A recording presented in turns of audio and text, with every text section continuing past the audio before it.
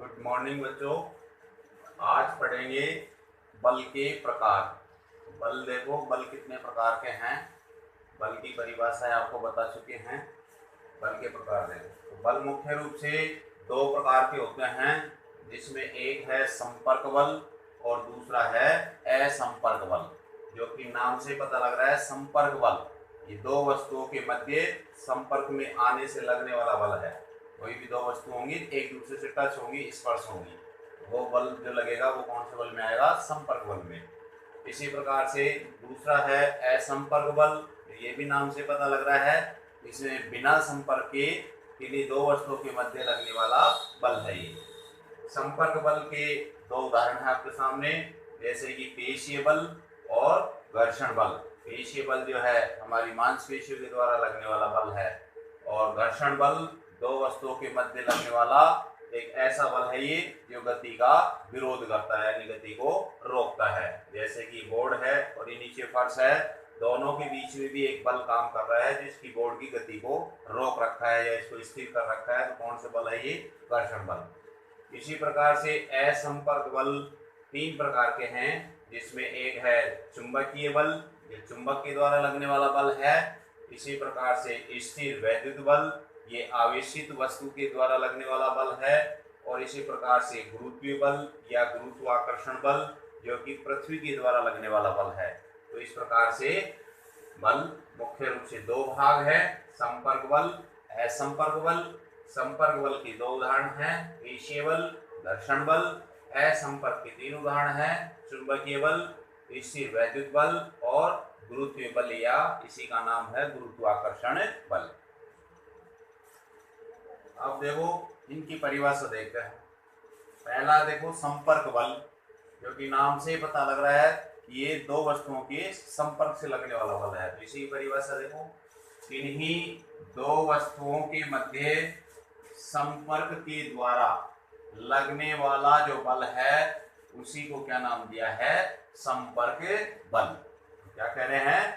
किन्हीं दो वस्तुओं के मध्य संपर्क के द्वारा लगने वाले बल को ही संपर्क बल कहते हैं। जैसे उदाहरण देखो, किसी संदूक को धक्का लगाना। तो यहाँ संदूक एक वस्तु हो गई है और जो धक्का लगा रहा है वो व्यक्ति वहां पर दूसरी वस्तु के रूप में काम करेगा। तो दोनों वस्तुएं जो हैं आपस में संपर्क में रहेंगी, क्योंकि संदूक को हाथ लगाकर धक्का लगाना पड़ रहा है। तो अपना जो हाथ है एक दूसरी वस्तु का काम कर रहा है, और एक वस्तु हो गई संदूक, तो दोनों संपर्क में आई।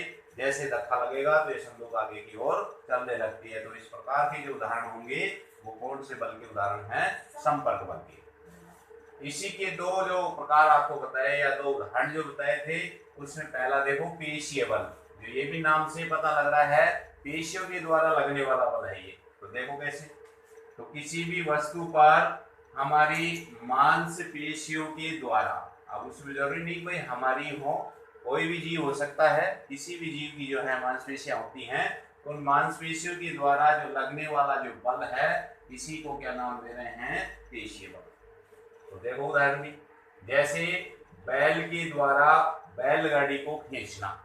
तो बैलगाड़ी होती है, उसको क्या किया जाता है? बैल के साथ लगा दिया जाता है। अब बैल क्या करता है? उसमें जोर लगाता है, चलता है वो। तो किसकी सहायता से चलेगा? मांसपेशियों से चलता है वो। मांसपेशियों में खिंचाव आएगा, जिससे वो अपने पैर जो है उनमें मांसपेशियां होती हैं, उनकी सहायता से वो चलता है। तो यहाँ से उसको बल मिलेगा। तो किसके द्वारा बल मिला इसको? मांसपेशियों से। इसलिए इसको किसका उदाहरण मान सकते हैं? पेशीय बल का। इसी प्रकार से यदि अपन भी कोई किसी हाथ से कोई कार्य करते हैं या पांव से कोई कार्य करते हैं किसी वस्तु पर या बल लगाते हैं, तो वो भी किस में आएगा? पेशीय बल के अंदर ही होगा। दूसरा उदाहरण, दूसरा देखो घर्षण बल। घर्षण बल क्या होता है ये भी देखो, तो किन्हीं दो वस्तुओं के मध्य संपर्क के द्वारा, यानी दो वस्तु होंगी, दोनों आपस में स्पर्श रहेंगी, ऐसे टच रहेंगी, तो लगने वाला ये एक ऐसा बल है जो वस्तु की गति का विरोध करता है, यानी उसकी वस्तु की गति नहीं होने देता है, उसको स्थिर रखता है। उसी बल को क्या नाम दे रहे हैं? घर्षण बल। जैसे उदाहरण देखो, किसी मकान की दीवार का स्थिर खड़ा होना। तो जैसे कोई भी मकान है तो उसकी जो दीवार है वो स्थिर क्यों रहती है? गति क्यों नहीं करती है? क्योंकि दीवार और नीचे की जो फर्श है, ये दो वस्तु हो गई, दीवार भी हो गई और नीचे की फर्श, ये दो वस्तु के रूप में काम करेंगी। और इन दोनों के बीच में जो बल लग रहा है वो गति का विरोध करता है, इसलिए दीवार को गति नहीं करने देता ये, और हमेशा कैसा रहता है, ये स्थिर रहता है। तो इस प्रकार से अपने ये संपर्क बल हो गया। इसके दो प्रकार हो गए, पेशीय बल और घर्षण बल।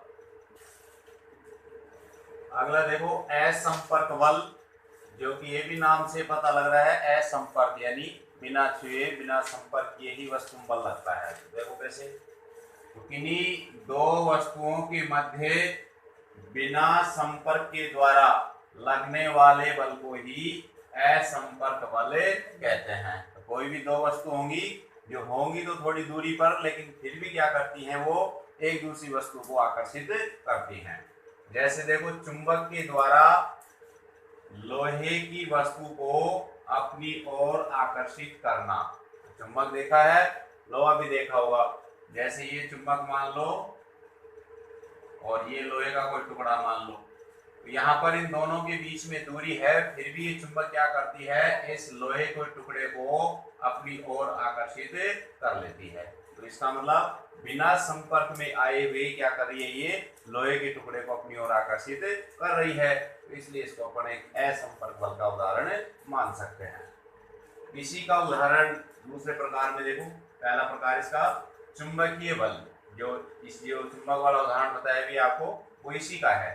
तो एक ऐसा असंपर्क बल, यानी असंपर्क बल ही है ये, जो किन्हीं दो वस्तुओं के मध्य चुंबक के द्वारा लगता है। भाई ये जो परिभाषा आपको ऊपर वाली बताई, इसमें तो वस्तु कोई भी हो सकती है, उसको असंपर्क बल ही मानेंगे अपन। लेकिन अगर चुंबकीय बल की ही परिभाषा देनी है तो फिर उसके अंदर एक वस्तु कौन सी रहेगी, चुंबक रहेगी, और ये जो बल लगेगा वो भी किसके द्वारा लगेगा, चुंबक के द्वारा बल लगता है। उसे ही क्या कहेंगे, चुंबकीय बल कहते हैं।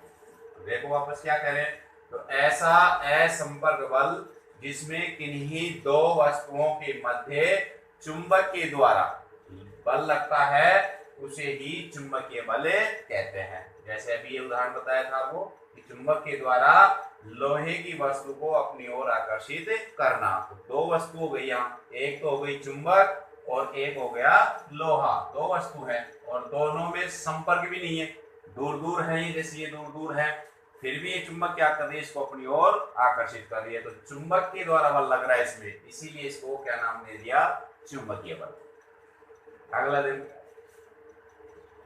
अगला है स्थिर वैद्युत बल। इसमें देखो ये भी असंपर्क बल ही है। तो ऐसा असंपर्क बल जिसमें कोई आवेशित वस्तु, आवेशित का मतलब आवेश आ जाएगा उसमें। दो प्रकार के आवेश होते हैं, धनावेश और ऋणावेश। तो आवेशित वस्तु किसी दूसरी आवेशित वस्तु को या अनावेशित वस्तु को, यानी या तो उस पर आवेश नहीं हो या आवेश है, तो दोनों ही वस्तुओं को क्या कर सकता है, ये उस पर बल लगाती है। इसी को क्या नाम दिया है, स्थिर वैद्युत बल। तो देखो क्या कहने हैं, ऐसा असंपर्क बल जिसमें कोई आवेशित वस्तु, वस्तु जो है आवेशित रहेगी पहली, जो दूसरी आवेशित वस्तु पर या अनावेशित भी हो सकती है दूसरी, उसके ऊपर बल लगाती है, उसे ही स्थिर वैद्युत बल कहते हैं। देखो एक उदाहरण, जैसे किसी पेन को बालों से यदि रगड़ते हैं, जैसे ये पेन है, इसको बाल से यदि अपन इस प्रकार से रगड़ते हैं तो इसमें आकर्षण आ जाएगा, इसमें आवेश आ जाएगा, ये आवेशित हो जाएगी। और इस आवेशित पेन को यदि अब अपन किसी कागज के टुकड़े के पास ले जाते हैं, छोटे छोटे कागज के टुकड़े कर लो और उसके पास यदि ले जाएंगे तो वो कागज के टुकड़े क्या होंगे, इस पेन की ओर आकर्षित होने लगते हैं। तो इस प्रकार से अपन यहाँ कह सकते हैं कि एक ऐसा असंपर्क बल है जिसमें आवेशित वस्तु है, जो आवेशित वस्तु कौन सी हो गई यहाँ पर, पेन, और दूसरी आवेशित या अनावेशित। तो कागज जो था यहाँ अनावेशित था, क्योंकि उसको आवेशित नहीं किया था, उसको रगड़ा नहीं है किसी से भी, डायरेक्ट उसको संपर्क में लाया है, इसलिए अनावेशित वस्तु का काम कर रही है वो। तो उस पर लगने वाला जो उस पर बल लगता है, उसी को क्या नाम दे रहे हैं, स्थिर वैद्युत बल। असंपर्क बल का तीसरा प्रकार देखो, गुरुत्वाकर्षण बल या गुरुत्वीय बल। इसमें देखो क्या करें, पृथ्वी प्रत्येक वस्तु को अपनी ओर आकर्षित करती है, या ये कहें कि पृथ्वी में भी वस्तुओं को आकर्षित करने वाला बल होता है, इसे ही क्या कहा गया है, गुरुत्वाकर्षण बल या गुरुत्वीय बल।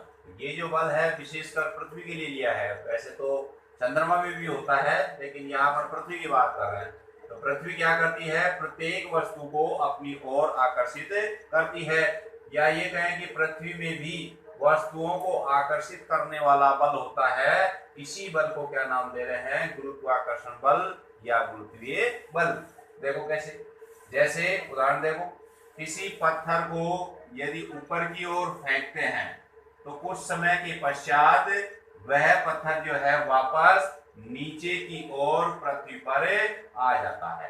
कोई भी पत्थर है उसको यदि अपन इस प्रकार से ऊपर उछाल रहे हैं, ऊपर फेंक रहे हैं, तो ये नहीं कि भाई वो ऊपर ही चला जाएगा ऐसे कैसे, वो कुछ दूरी पर जाने के बाद में वापस नीचे भी आ जाता है। तो नीचे क्यों आ गया, क्योंकि पृथ्वी क्या कर रही है, उस पत्थर के ऊपर अपना बल लगा रही है। तो बल लगाने के कारण वो पत्थर जो है वापस क्या हो जाएगा, पृथ्वी पर आ जाएगा। अब यहाँ दो वस्तु हो गई है, एक पत्थर और एक पृथ्वी, लेकिन दोनों बिना संपर्क के बल लग रहा है। जो बल लग रहा है किसके द्वारा, पृथ्वी के द्वारा। तो इस प्रकार से इसको क्या कहेंगे, गुरुत्वाकर्षण बल या गुरुत्वीय बल।